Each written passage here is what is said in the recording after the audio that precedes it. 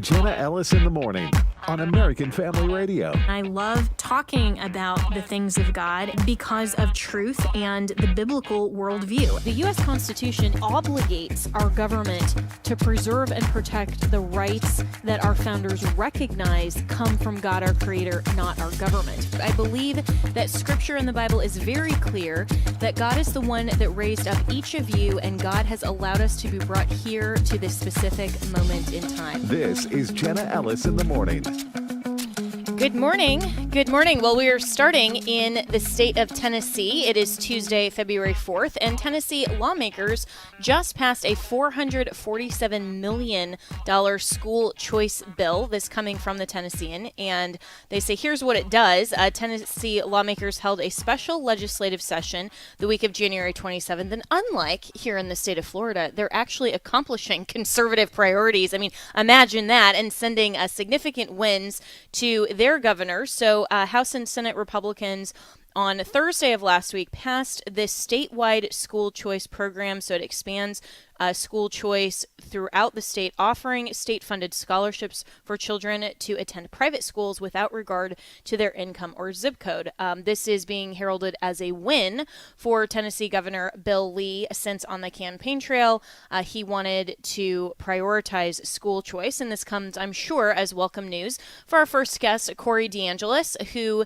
is a senior fellow at the American Culture Project. And as he says in his X bio, you can follow him at DeAngelis Corey. He's a school choice evangelist. And I love that title for him, because that's literally what you are. I think you're at the forefront, Corey, of pushing for school choice and that dollars fund students, not just public institutions. So how big of a win is this for Tennessee?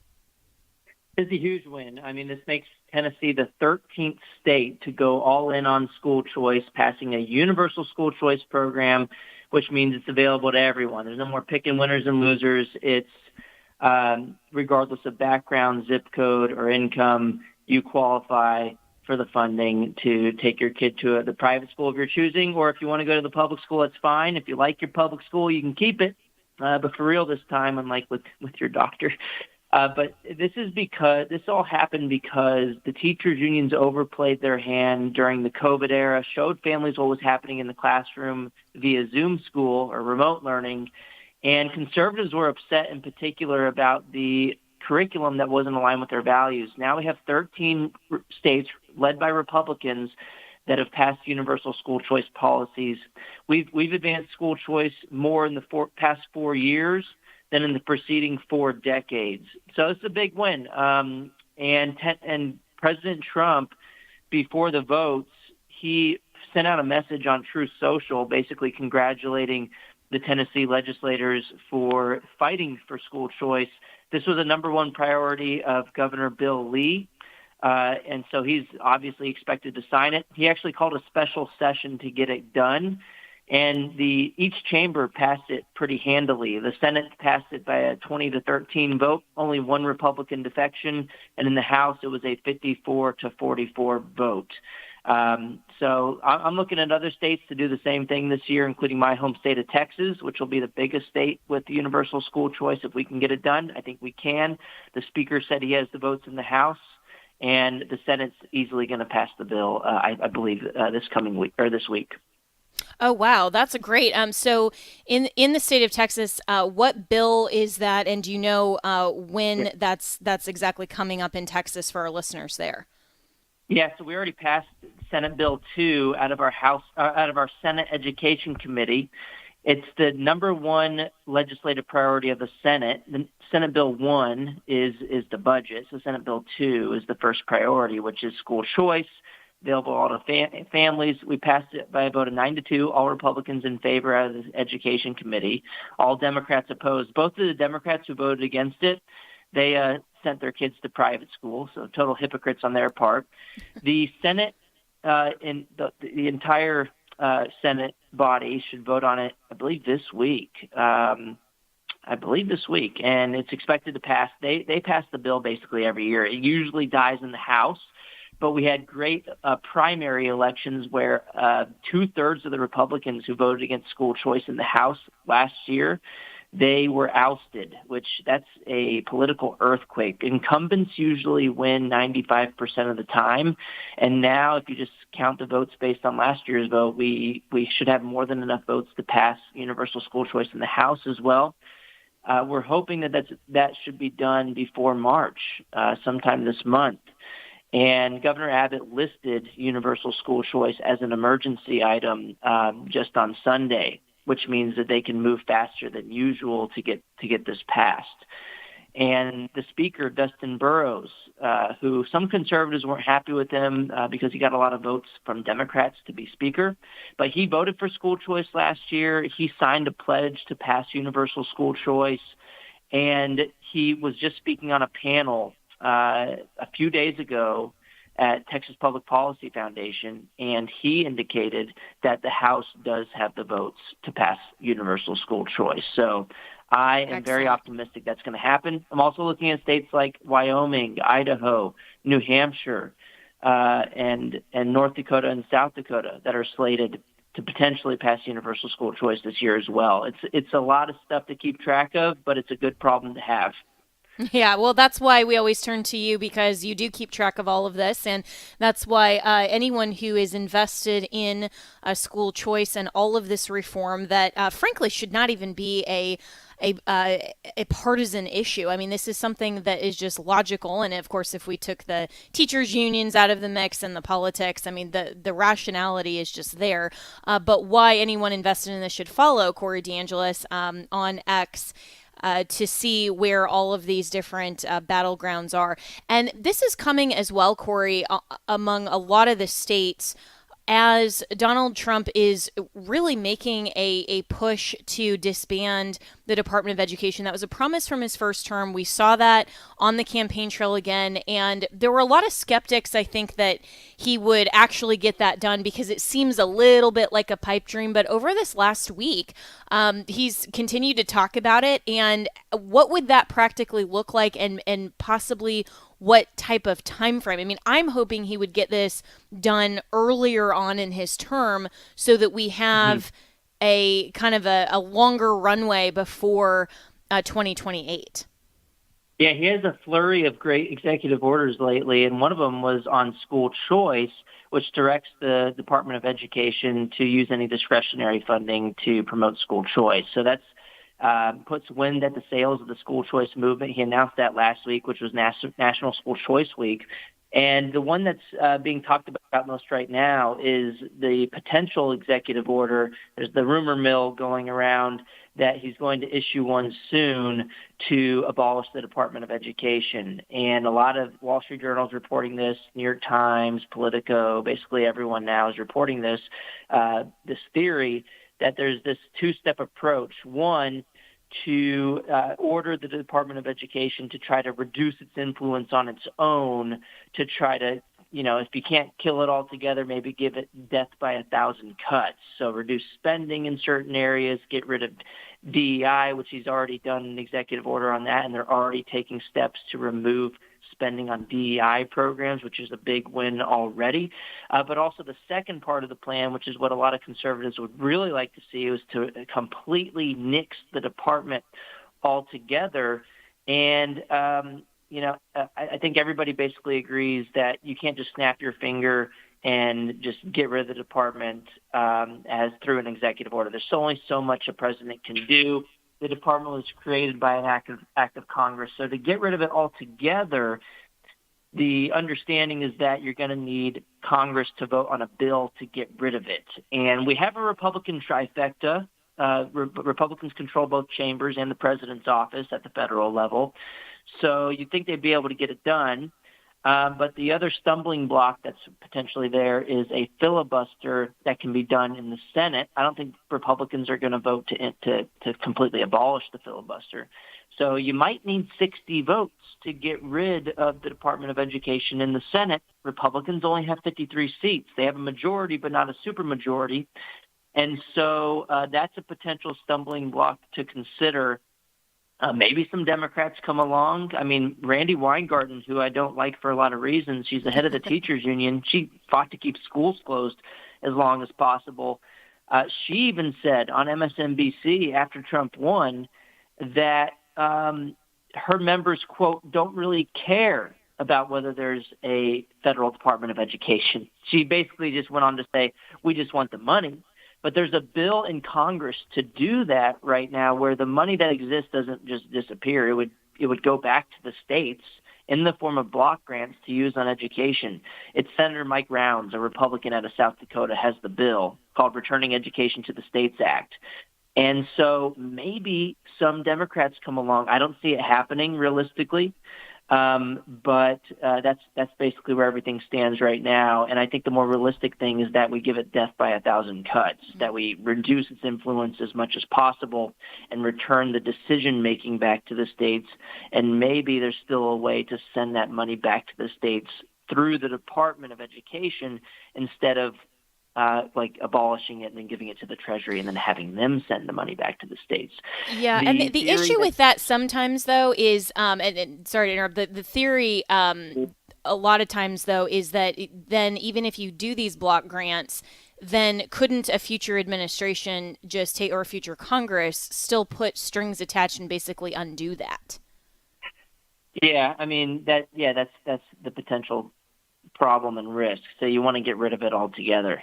So, I totally agree with that approach, and so, but I think this bill that Mike Rounds has is a step in the right direction in that, if there's a future administration that's unfavorable, they're going to do that with the current department or they're going to do it under the Treasury either way. So at least this gives us a fighting chance at getting the department out of there.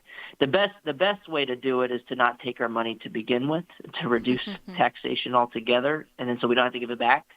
But the reality today is, that's going to be a more a political lift than, even just trying to get this bill passed by Mike Rounds is going to be tough as well. So, yeah, and why don't Democrats ever, come along with Republicans? Because it seems like when Democrats have, even the White House and one chamber, it's like a lot of Republicans end up going along for some reason. Maybe that's part of the uniparty, but it's like, why can't we ever convince any Democrats to actually come along with some of these priorities that, again, should not really be partisan? Yeah, that's the nature of partisan politics. They want to vilify the Republicans every time they can, even if it's an idea that they personally like, so that they can use that to campaign against them in the future. So politicians respond to power, not logic, unfortunately, far too often. And when it comes to education, it's really bad because the Democrat Party is a wholly owned subsidiary of the teachers union. All of the money that is funneled through the teachers unions for campaigns almost unanimously goes to Democrats. It's about 99.9% of that funding from Randy Weingarten's union goes to the Democrat politicians every single cycle. It's a money laundering operation. It ought to be illegal, but hey, if you have Randy saying we don't really care whether we have a Department of Education or not, maybe there's a fighting chance, and maybe we call her on her bluff.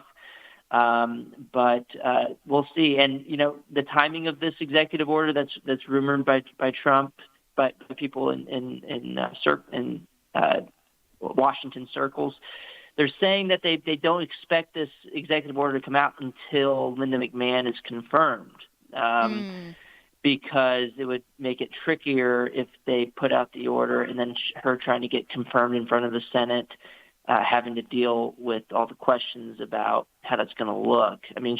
Either way, she's probably going to deal with those questions. Yeah, but it would certainly be a lot harder with that executive order and then trying to get confirmed for kind of an agency that's maybe being unwound. But we're already out of time, exactly. Corey DeAngelis, I really appreciate your update, and this is really encouraging for school choice. And speaking of taxpayer funding and all of that, we'll be talking about USAID in the next segment. But it looks like between Doge, Elon Musk, and others, we're finally getting some accountability for all of this reckless spending that a lot of Americans didn't know specifically what it was going toward, but knew that it was, of course, we know what we pay in taxes, which is just total bloat. And so hopefully there's some auditing and accountability. But thanks so much. And you can follow, again, at DeAngelis Corey on X. And we'll be right back with more here on Jenna Ellis in the Morning.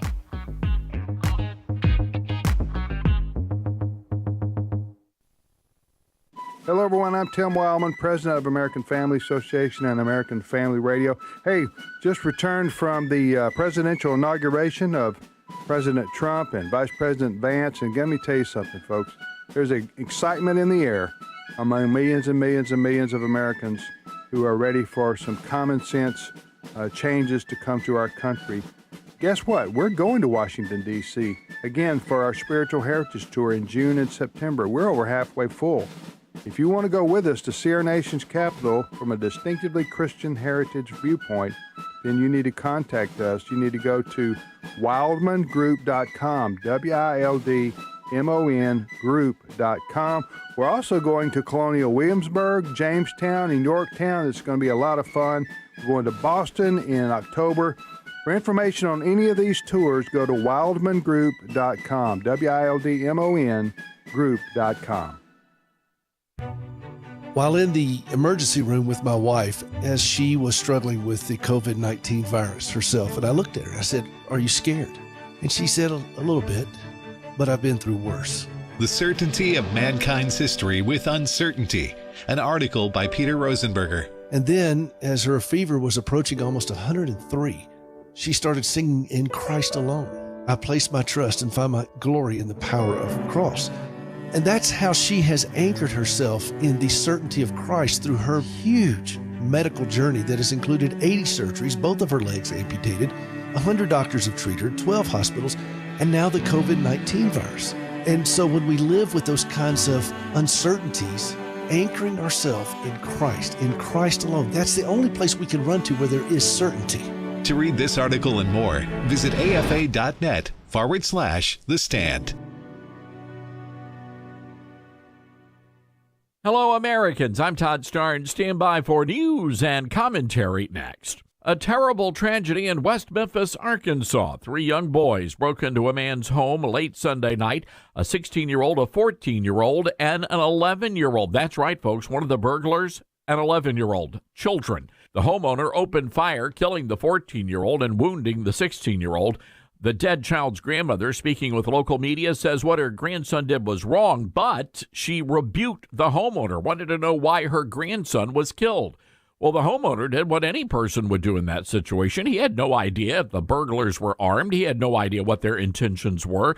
If you break into somebody's house, you get what's coming to you. Doesn't matter if you're 11 or 33. But why was an 11-year-old allowed to wander the streets after dark? Where were the parents? It seems to me they ought to face charges as well.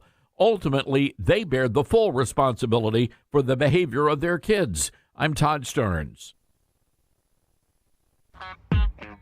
Welcome back to Jenna Ellis in the Morning on American Family Radio.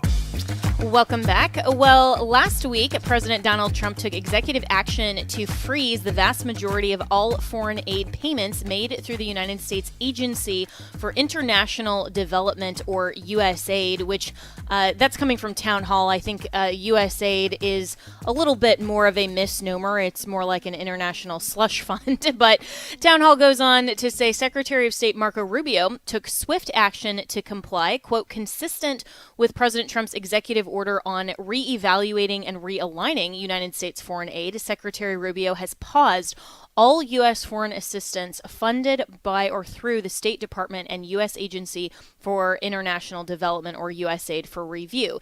He is initiating a review of all foreign assistance programs to ensure they are efficient and consistent with U.S. foreign policy under the America First agenda. That was a State Department statement that was released about the move. And White House Press Secretary Caroline Leavitt, who's doing a fantastic job, by the way, said this on the waste and abuse in USAID. Cut 2. And here's the reason why Elon Musk and others have been taking a look. Because if you look at the waste and abuse that has run through USAID over the past several years, these are some of the insane priorities that organization has been spending money on.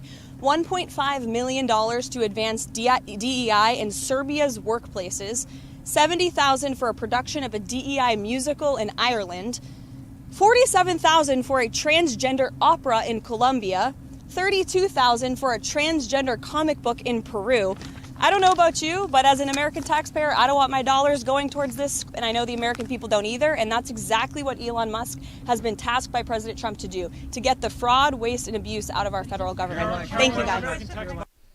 Yeah, keep going. That absolutely speaks for me as a taxpayer. But meanwhile, the Democrats are utterly panicking over the fact that maybe light is now being shed on the deep and deepest recesses of the swamp. This is Chuck Schumer on the Senate floor. We also know this is just the beginning. If DOJ attacks USAID today, then you can be sure they'll move on to another target tomorrow. Who knows? Maybe it'll be the Postal Service or the IRS or even the Social Security Administration. They could be next. Or maybe our national security agencies.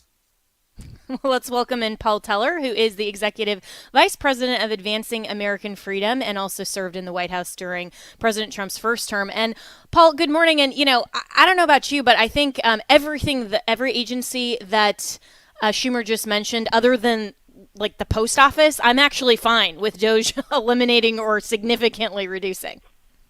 Good morning, Jenna. First of all, thanks for having me. Just listening to your last couple of segments, my blood is boiling. My heart is pumping. This is a great way to start the day. Really great to be with you. And you're exactly right. I love how Senator Schumer is reading that list as if those are negatives, right? And I'm thinking Joe America from sea to shining sea would hear that list and be like, yeah, well, we should either shut some of those things down, revisit, trim, eliminate, reform, all of those things. So just absolutely hilarious that he doesn't see the irony in his own words. Right? I mean, he's sitting there thinking this is going to resonate with the American people that, oh my gosh, you guys, we might eliminate the IRS. And we're sitting there going, yeah, like, you don't have to sell me on it further, Chuck Schumer. Like, yeah, right. And like anyone in that list, like, is anybody happy? Like, anyone getting a Social Security check, is he or she happy with the Social Security Administration? I mean, like, he's like naming agencies that nobody's happy with, and even national security agencies. The notion that we can't root out waste, efficiency, people who are using the power of the state to go after, personal enemies, political enemies. I mean, that's crazy. Everyone would say that those are legitimate things. So yeah, it's just great. Give us more, Senator Schumer. It's fantastic. Yeah, absolutely. So you were very high up in policy in Trump's first term, and you're seeing now what's happened in just the first 2 weeks of his second term. What do you see as different, or perhaps I think it's just so accelerated in the second term? How would you characterize kind of the contrast, since you were up front and center for the first time around? Yeah, you're exactly right. So much advanced preparation, acceleration, and that's really to the tribute of just all folks related to the White House, the campaign, et cetera, who just said, unlike in 2016 when we were kind of caught by surprise, like, oh my gosh, Hillary Clinton didn't win, didn't have a lot of things ready to go. This time it was like, we're going to assume we're going to win and we're going to have things ready to go. So boom, that's why you just saw, the last couple of weeks of just things just flying out the door, executive orders, just, negotiations with foreign leaders, you name it. So you're right. That's been a huge difference. And I think another big difference too is certainly in the first term, President Trump, Vice President Pence did their best to keep all campaign promises, and obviously Congress thwarted them in certain cases, but, we can get into that another time. This time it's just like, there's not even a sense of wanting to wait. It's like, we're just going down the list of all these campaign promises and just firing on all cylinders. And it's just really, really fantastic. It is, and it seems like the multitasking that's happening right now is just phenomenal. Like, the media, as I've been saying for the last 2 weeks, can't even keep up, which is fantastic, because then they can't go in and nitpick and criticize every little thing. It's like they don't even know where to direct their attention. So I'm speaking with Paul Teller, and you can follow him at P. Teller. Yes, he actually joined X. For those of us who've known who've known Paul for a while, you're finally kind of coming out of the shadows, man, and I love it. Yeah. I know. So it's great. I love it. So in your one other point to make real quick, Jenna, is that what I think also is different this time than the last time is we have some like cultural power behind us this time. What I mean by that is, for example, the biggest example, Elon Musk, right? All he needs to do is one tweet against, a congressman or some other government staffer saying, this person doesn't want to cut X, Y, Z, and boom, there'd just be so much weight and pressure put on that elected official or other government, official. We didn't really have that last time, right? There were those of us proposing spending cuts, and most people were out there either yawning or is it really important? There wasn't any like cultural backup. Now we have it, and it's just super exciting. I think it's going to be successful. That's a really excellent point, because in the first term, Trump was almost himself, at least forward-facing, just the tip of the spear. And now it seems like there is a much wider bench of serious influencers and serious backing with someone like an Elon Musk, and then also a lot of these red state governors that instead of kind of, sitting on their piety over in Rhino Land, they're actually recognizing that they need to get some conservative priorities done. And so what should, in your view, Paul Teller, be the conservative priorities for this term? I mean, I think we could go on with a laundry list since we're going to get more than just one or two done. But what would be the measure of success for Trump's second term? Yeah, great question. I mean, first of all, let's face it. Some of it, we can already check the success boxes, right? Some of the cultural fights he's waged at the border, with international so-called allies, et cetera, et cetera. But yeah, from the kind of conservative movement perspective, I think you just have to look for an overall kind of regression of government from the average person's life, literally a shrinking of government. And I think the two most obvious ways we can measure that, tax reform and spending cuts. And you may say, oh my God, those are two huge, seemingly impossible tasks, but both are really on track to get some significant tax reform, extending the Trump tax cuts from last time and going further. We could talk about that.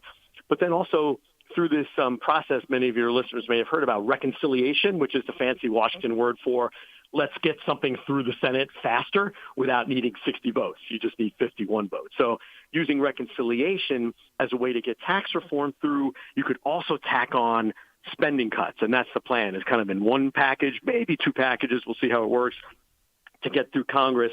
The ability for the average person to keep more of his or her own money in his or her own pocket, and really slashing government. And that's the thing. Because of this cultural backing that we now have, it seems like we're going to be able to cut real spending, not just $1 million here, $2 million there, a wasteful program here or there. We now should be talking in the hundreds of billions, maybe even the trillions if you're looking out over a few years. So I would say those are kind of the two big measures of success coming up this year. Yeah, and I think that was so brilliantly described, of just getting the government out of the average American's life as much as possible. I mean, that is what government should do, is just make sure everything is efficient so that we can go and independently make our own choices, pursue the American dream. I mean, life, liberty, pursuit of happiness. That is what America is all about. And realistically, if income tax was eliminated completely, Dan Bongino actually talked about this on his show. It was maybe yesterday, or I'm not exactly sure which program this week, but I saw a clip of it that I want to get your reaction to, because he talked about how the elimination of income tax, if that actually happened, how much more the economy would boom. And I think even while dealing with inflation and some of that, I mean, if the average person has, between $10,000 and $30,000 extra, I mean, even $2,000. Remember Nancy Pelosi used to say was peanuts? I mean, that's not for the average person. You get an extra $2,000. Right. That's significant. But, when you're talking about tens of thousands, that's even more so. This is what Bongino said on the elimination of income tax. If Donald Trump can convince the Republican Congress to get rid of the income tax for a system of tariffs instead, ladies and gentlemen, the economy will absolutely explode like you have not seen since the Reagan years, maybe bigger. The explosion of capital and investment in the United States and the basically $30,000 or so raise a lot of people are going to get will absolutely blow our economy up like you've never seen before. Paul, your thoughts? Well, it's interesting because you're right. There's a lot of conversation right now in the political class in D.C. and elsewhere talking about how should the government get its money, right? Like, it's got to have some money, certainly for its constitutionally legitimate things like national security, immigration enforcement, some of the other things that are enumerated in the Constitution. The question is how. Obviously, traditionally right now, it's the income tax, some tariffs, some other fees, that kind of thing. Some are even out there reviving the idea of a national sales tax. So in other words, maybe get rid of the income tax, but instead of putting tariffs in, have, tax on consumption. A lot of folks talking about that. So those conversations are going on. I would say, for us here at Advancing American Freedom, we're more in the camp of don't do across the board tariffs, do targeted tariffs like Trump has been doing these last couple of weeks as part of a negotiation, as part of a threat to adversaries or even to allies who are treating us poorly, so-called allies, things like that. But overall, I think we're saying tariffs are unfortunately too prone to kind of earmarking, meaning, they would be different rates for different products for different companies at different times. And there's just too much kind of government interference in that instead of just kind of simple, low, flat rates across the board for, income or possibly consumption, some folks say. So for us, we're in that camp, but it's exciting to have those conversations and, and even looking at the transition to any new tax system, there's problems there too. So I think for at least the near term, we're keeping the income tax system. So while we're keeping that, can we keep it as simple as possible, get rid of, tax expenditures, favorite corporate benefits or benefits to certain industries, certain preferred behavior from the government, get rid of those as much as we can, and just lower the rate to incentivize investment in America, manufacturing in America, and like you said, just having the average American keep more of his or her own money to make more of his or her own choices. So some good times ahead. It is, and it's really exciting, as you mentioned, Paul Teller, and listeners can follow him on X. I'd encourage you to do so at P. Teller. It's exciting to even just have these conversations. And as you were talking, I was remembering, back in high school, I was the nerd that loved debate, and but hey, it got me where I am today probably. But I remember back, this was like 1998, and our resolution was abolish income tax in favor of an alternative. And at that point, it was like, this is purely theoretical. This is just, for you high schoolers to learn how to figure out policy plans and all that kind of stuff. But it's like, fast forward now, and we're actually realistically talking about this. It really is exciting. But before we let you go, Paul Teller, I also wanted to get your comments on the Trump-Netanyahu meeting.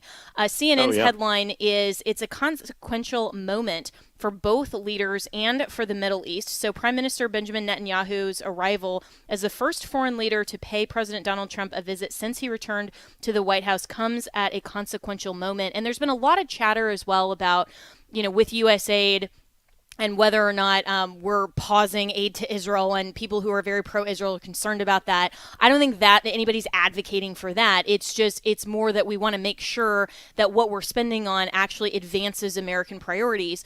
But what do you see coming out of this meeting and sort of setting the stage for the overall foreign policy view? Yeah, absolutely. And first of all, you make a great point that just the fact that this is President Trump's first, in-person meeting with any foreign leader in his second term, I mean, that's not a coincidence, right? That's not by accident. It's not because the schedules happen to work that way. I mean, that was a deliberate plan. The two men like each other, Trump and Netanyahu, very much, have a great trust, great working relationship. President Trump has always loved Israel. Those who doubt that just need to look, at so much evidence from the first term, and now already from the second term, there's already great evidence. But I think what would be great to come out of it is, basically an agreement that America is going to stop doing what it did under Biden-Harris, i.e.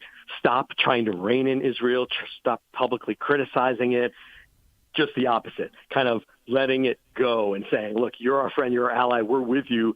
You do what you need to do. And if Hamas is breaking the hostage deal and you need to tweak it and attack this or rein in that, great, go ahead and do it. And same with Hezbollah and Lebanon, and we're going to help you tackle, the head of the octopus or the snake or whatever the analogy is, Iran, right? We're going to keep sanctioning them. We're going to make sure that any attack that comes at Israel or any American allies gets retaliated against without hesitation.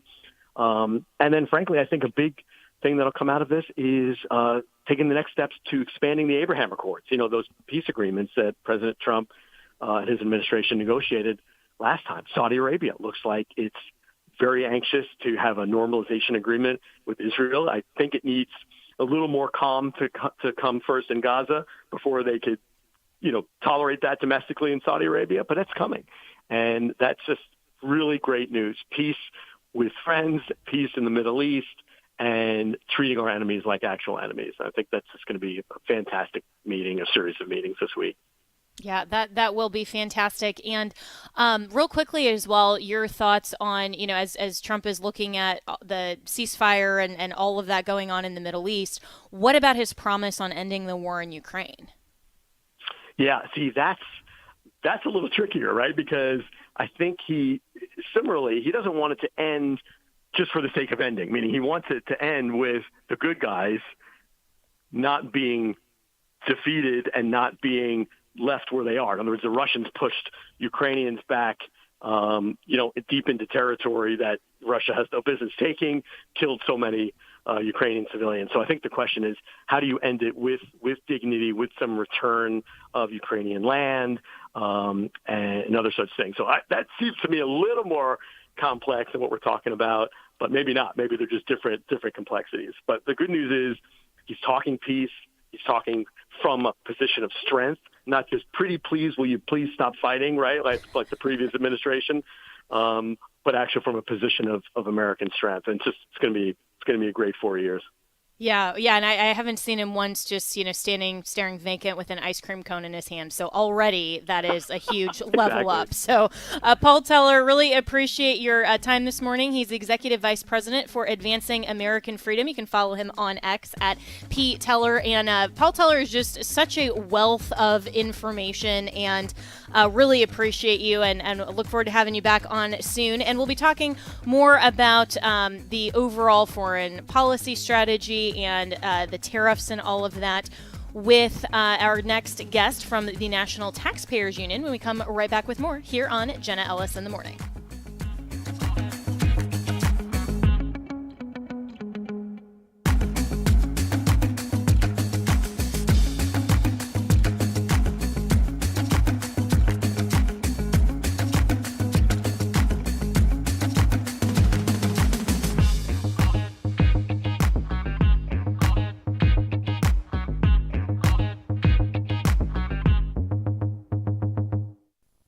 We see and hear about the big public issues happening in our nation's capital, but what about the things that happen behind the scenes? That information can give us the whole story and help shape our opinions. That's why you need to listen to Washington Watch Weekend with Tony Perkins. He and his guests will give you all parts of the Washington news from a conservative Christian perspective. Catch Washington Watch Weekend Saturdays at 5:05 a.m. and 6 p.m. Central, and Sunday mornings at 3 Central on AFR. Loneliness touches all of us, young or old, married or single, but it doesn't have to be our enemy. It can become the path God uses to draw us nearer to Christ. Join me, David Wolin, all week on Haven Today for a new series called Redeeming Loneliness with special guest, Pastor Steve DeWitt. Haven Today, weekday mornings at 4:30 Central on American Family Radio. Listen online at afr.net. I have fought the good fight. I have finished the course. I have kept the faith. My name is Abraham Hamilton III, and this is the Hamilton Minute. Have you ever seen one of those track and field events where the runner starts out in blazing fashion, leading the pack for the majority of the race, only to stumble just before reaching the finish line? Starting the race well and running well are vitally important, but if we don't finish the race well, all else can be overthrown. The Apostle Paul penned those words, having fought the good fight, right on to the end as he faced imminent execution under Nero's sword. Let us all, brothers and sisters, set our courses to finish well. Listen each weekday from 5 to 6 p.m. Central for the Hamilton Corner with Abraham Hamilton III, public policy analyst for the American Family Association. As Christians, how can we even begin to impact others when we live in a culture where truth is relative? It all starts with God's Word. Join us for Activate Summit 2025 at Cadence Bank Conference Center in Tupelo, Mississippi, June 12th through the 14th, 2025. The theme is Biblical Bedrock, building on the authority of Scripture, and it's designed to help you acknowledge the Bible's authority and submit to the clear teaching of Scripture. Hear from Frank Turek. Evolution describes what does behave, not what ought to behave, right? It doesn't give you oughts, it just gives you what does happen. Todd Herman. God always uses evil for good. He is very intentional, and he intentionally chose you to live through times such as these. And more. The main sessions are for ages 13 and up, while Activate Kids is a separate track for ages 6 through 12. Register for Activate Summit 2025 by visiting activate.afa.net/summit. Activate Summit 2025. Activate.afa.net/summit.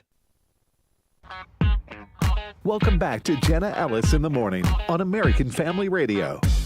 Welcome back. Well, let's talk more about these tariffs and the actual impact on American consumers. So this coming from the Washington Post. In a dramatic last-minute move, the Trump administration agreed Monday to pause sweeping tariffs on Mexico for a month while the two sides hammer out an agreement on security and trade. The U.S. and Mexican leaders announced. The president of Mexico said on X that in a, quote, good conversation with President Trump, Mexico is committed to rushing 10,000 National Guard troops to its border to try to block the flow of drugs into the United States, especially fentanyl. The United States pledged to work to avoid the illegal trafficking of weapons to Mexico, she said, and Trump confirmed the agreement, saying in a post on his Truth Social platform that the deployment of Mexican troops, quote, will be specifically designated to stop the flow of fentanyl and illegal migrants into our country. So for more on this, let's go to Brandon Arnold, who is the executive VP at the National Taxpayers Union. So Brandon, overall, there's been some mixed reactions on tariffs. I know you were listening to our good friend Paul Teller in the last segment talking about, maybe some complications on that. What's your assessment? Yeah, well, first of all, thanks for having me on the show. And please don't have me on after Paul Teller anymore. He's just going to make me look bad. But yeah. He knows too much. He does. I just texted him after the show. He's a great guy. Great guest as always. I am no fan of tariffs. Listen, I don't think tariffs achieve their strategic goals. I don't think they tend to benefit people, especially lower income people at all, whether we're talking about domestically or on the countries that we apply the tariffs against. It hurts both sides. Now, I know Trump is using these primarily as a negotiating tool, and obviously we have enormous problems, particularly at our southern border with drug cartels, the inflow of drugs, illegal immigration, and so forth. So if it's merely a negotiating tool, that may serve some positive ends here. But it goes back to the old gambling analogy. I'm not a big gambler, but you never put money on the table that you're not prepared to lose. When you're engaged in these types of negotiations, you should never make a threat that you're not prepared to carry out. And in this case, if this threat was fully carried out in terms of tariffs on the Chinese tariffs, obviously, which already did take effect just today, as well as Mexico and Canada, which are paused for a month, you'd be looking at a tax increase on Americans of over $1 trillion. That'd be the largest tax increase since World War II. And where I'm from, tax increases do not generate growth. They do not create wealth. They do not make us a more free or prosperous nation. Quite the opposite.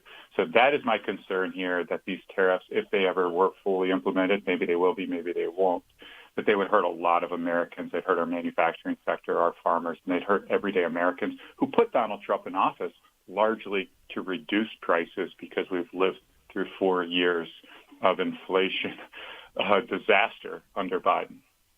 Yeah, and certainly I don't think any Americans want taxes to increase. In fact, we all, myself included, are hoping that the income tax significantly goes down. There's reform at the IRS. There's some other method of figuring out a lot of the bloated waste and spending, perhaps with Doge. So it seems like these are two competing interests here to impose tariffs that, as you've described it, tarifflation, right, which I think is an apt term. But then also Trump is promising to reduce income tax and give Americans more than has been taxed, and more of their earned wealth. So how are these two competing interests going to coexist if this is just a negotiation tactic? Maybe it's not. Yeah, I think you framed it very, very nicely. And that is a lot of the work that he's doing on the tax front, on the regulatory front, reducing spending, the work of Doge and Elon Musk and others. That's all fantastic. And we're really supportive of the tax effort we were back in 2017 when we got the Tax Cuts and Jobs Act across the finish line. That was enormous, and we saw a tremendous amount of growth in our economy. Jobs were created, inflation remained low, wages went up. Critically important, wages went up, so people actually had more money in their pocket as well as lower taxes.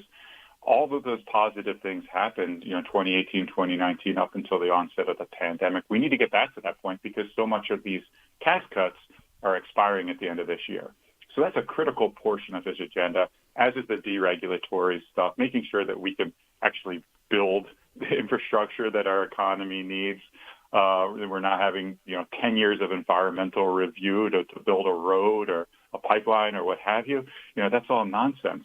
But yeah, if you combine all those positives with what could be, a tariff strategy that, according to the Tax Foundation, would kill 300,000 jobs domestically alone, you're kind of at odds with one another. And the fact is, when you just kind of look at the political landscape, we're dealing with incredibly narrow majorities in both the House and Senate, particularly the House, of course. And if Donald Trump imposes these tariffs and is left to lose political capital because people are seeing higher prices, and even while Trump's base will probably stay with him, a lot of people would get frustrated, maybe not be as supportive of Trump as they are, and that honeymoon period may come to an end. It's going to be a lot more difficult to get his priorities through Congress, through a tightly divided Congress, if Trump isn't able to call recalcitrant members and say, hey, I'm a popular president, I have this mandate, vote for this bill because we need it, our country needs it. He's going to lose some of that ability if he takes a hit politically with these big tariffs. That's what makes me worried.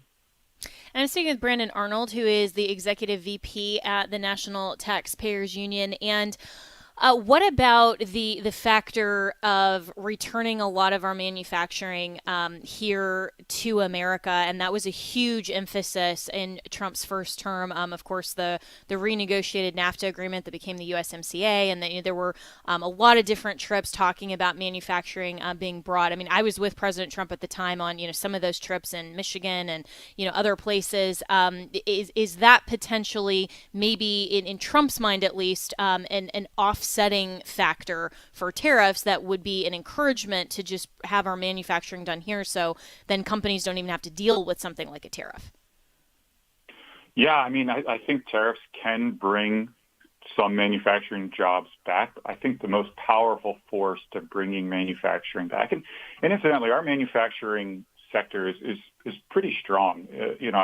We've downsized in terms of the workforce, which is unfortunate for a lot of communities, but we've increased efficiency due to technological upgrades, utilization of AI, and just other efficiencies that our output has increased. Our manufacturing sector is pretty strong. The best thing that we can do for manufacturing is to lower our tax burden, as we did in 2017, dropping that corporate rate all the way from 35 down to 21%, and then providing proper tax incentives for investing in this country, technical policy, but bonus depreciation and so forth, R&D incentives, so people are innovating here in this country. All of those things act like a magnet to grow manufacturing, to encourage investment, and that's exactly what happened in 2018 and 2019. Again, those provisions, some of them, with the exception of the corporate rate, are expiring. We need to get those back on the books. And then, there are literally billions of potential customers outside of the borders of the United States. We want manufacturing to be strong, not just so they can supply our citizens with low-cost, high-quality goods, but also so we can sell that stuff all over the world. And we've done that. We've exported billions and billions of dollars in technology and in IP and so forth. So we want to make sure we have access to those markets. And unfortunately, when you get into these tit-for-tat tariff wars, we're seeing this with China, we're getting threats from the EU, threats from China, threats from Mexico. We can close off opportunities to sell things, whether that's bourbon, guitars, agricultural products, you name it, that we make here in the United States. We want to have those markets open for us. Yeah, all of that really makes sense. And so, if you're advising the Trump administration and, seeing all of these different factors at play, what do you think is the most important priority or just something that, maybe the average listener can keep in mind as they're seeing all of these headlines? And I think there's a lot of faith and trust really that's been earned by Trump, especially in the last 2 weeks. But overall, I mean, he's maintained a 54% approval rating, which is phenomenal. And I think that's only going to increase as his second term continues. But what would be, kind of the main advice to the administration to kind of keep all of these things, all of these spinning plates at once, and keep this on track? Yeah, I think the first thing is stating that the United States is open for business again. We saw the Biden administration raise taxes on our business community, regulate our business community, go after them with lawsuits from the FTC and other government agencies, the CFPB. All of these alphabet soup of agencies created a hostile environment for our American companies. We need to be supportive. We need to encourage foreign direct investment, making sure that other countries have the incentive to open up manufacturing plants here in the United States. And then we need to knock on doors across the country and say, hey, you need to be an open marketplace for American goods, and you need to give American goods and services an equal and level playing field in your country so that we can sell into the European Union, into Australia, into Asia, and what have you. And so we can bring some stuff into this country, too. The majority of things that we bring into this country are not consumer goods. They are raw materials and intermediate goods that our manufacturers use to turn into automobiles or airplanes or what have you. So we need to have that flow working, but we need to reestablish, really, the American leadership that we saw certainly under Reagan and previous Republican presidents, showing that we are the global leader and that we are going to set the rules for the road, and that America is going to be first. Yeah, and speaking of the raw materials and coming in, especially like auto parts and all that, that was a huge point of discussion during the whole USMCA negotiation and all of that. That Trump was requiring that actually American-made would be a percentage of actual materials as well, not just the raw materials, and then it's assembled in the United States and they call it American-made. Was any of that rolled back during the Biden administration, to your knowledge, that Trump is going to have to kind of reestablish, or where are we at with some of those wins from his first term? Yeah, the USMCA wasn't rolled back as much, but what happened, one of the interesting things that happened during the Biden administration, the electric vehicles, the EV tax credit, which was supposed to be a domestic incentive, only apply, that $7,500 credit for EVs only apply to countries that met certain requirements, including having American components, sufficient American components. Biden completely eviscerated that, much to the chagrin of former Senator Joe Manchin, by saying, well, if you purchase a car, then all of those requirements are in place, including having a battery that doesn't come from China and so forth. But if you lease the car, then it doesn't matter. You can the parts can come from anywhere. We don't care. The lease completely doesn't end around all of these requirements. And what have we seen? The lease rate for EVs has absolutely skyrocketed. People are leasing EVs at a rate double what they were prior to this stupid law kicking in. And so people respond to government policies.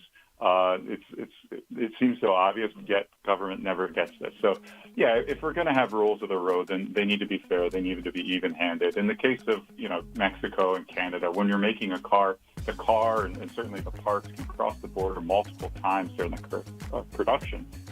So each time they cross, they could be facing an additional tariff. That's how you could have this exponential increase in tariffs if these do kick in, which certainly makes me nervous, because the last thing people need is higher-priced automobiles. If you purchase a car over the past 5 or so years, you realize that market is really out of whack and really tough on Americans. Yeah, well said. I think the last thing that Americans need is higher priced anything right now. So really good word. Brandon Arnold, thanks so much. We are already out of time, and I've loved doing more of a deep dive into some of these different policy segments with both you and Paul Teller. Really appreciate it. You can always reach me and my team, Jenna, at afr.net.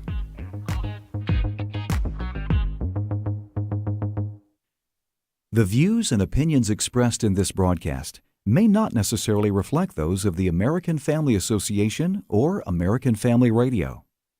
Faith, family, freedom. American Family Radio. The American Family Association, informing, equipping, and activating to transform American culture. Jesus commissioned his disciples to make disciples, baptizing them in the name of the Father, Son, and Holy Spirit, and teaching them to obey everything Jesus commanded them. We at the American Family Association seek to aid the church in our Great Commission. This is American Family Radio, a listener-supported ministry of the American Family Association.